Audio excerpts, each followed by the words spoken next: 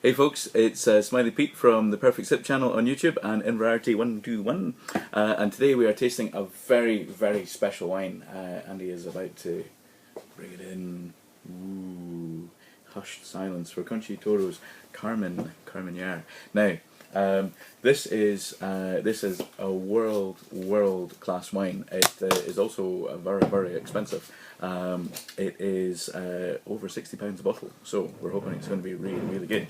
To tell you a little bit about it, the man behind it is Ignacio Recabarren. Now, along with Marcello Papa, he has pretty much handcrafted the modern Chilean wine industry, and he's really kind of looking at the differences that Chile has compared to everywhere else in the world. So he's focusing on grapes like Carmenere.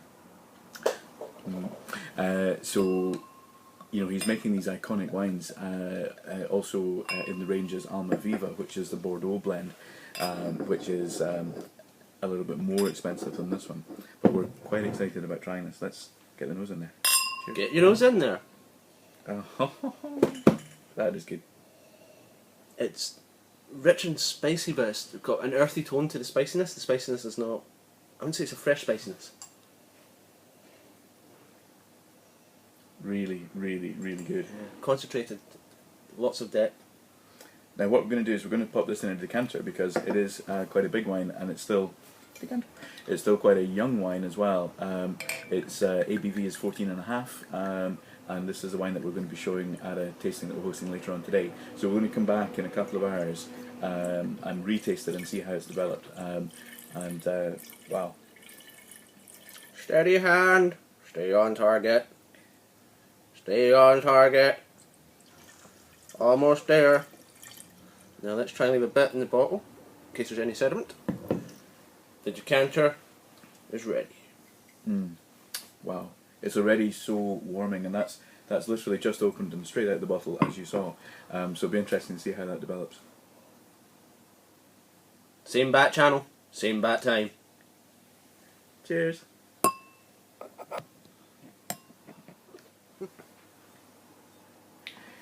Hey folks, it's Andy Bell here. It's Pete, sure, Smiley. And we are coming back to you, and we are tasting the Carmin Carmenere. Now decanted, 4 hours later. 4 hours later. It's been a long wait.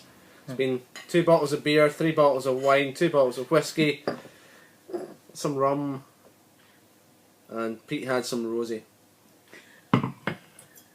I just want to see really what opens up. I mean, we always sort of recommend decanting with nearly all red wines when you get a chance. Even some white wines really benefit with a bit of time opening up. And when you're spending £64, £63 on a bottle, you want to get the best out of it. So it's feeling really dark here. Let me get a bit cooler. Thank you. That's much cooler.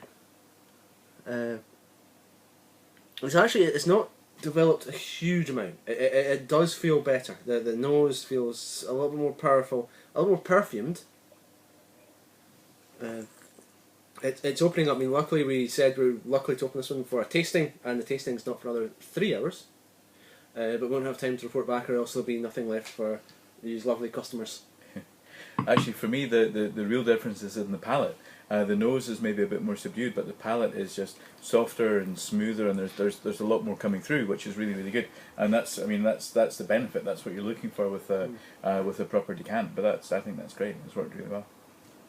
That is probably one of the best wines from Chile I've had. And I've had quite a number of them, and there's still a few more to try. I mean, I've had the Alma Viva a couple of times, and it was gorgeous. I think this Carmenere works a little bit tastier, but I do love the Carmenere as a whiskey drinker. I like the more powerful, rugged style, and this one does have a little bit of ruggedness around the sides. It's deluxe smooth, but it feels like it's not entirely there. You could age this one easily for a couple of years, but not this bottle. Cool. So, decanting. It is a cool thing to do. Makes a difference. Cheers. Chin chin, oh boy. If you want to get ahead, get a hat.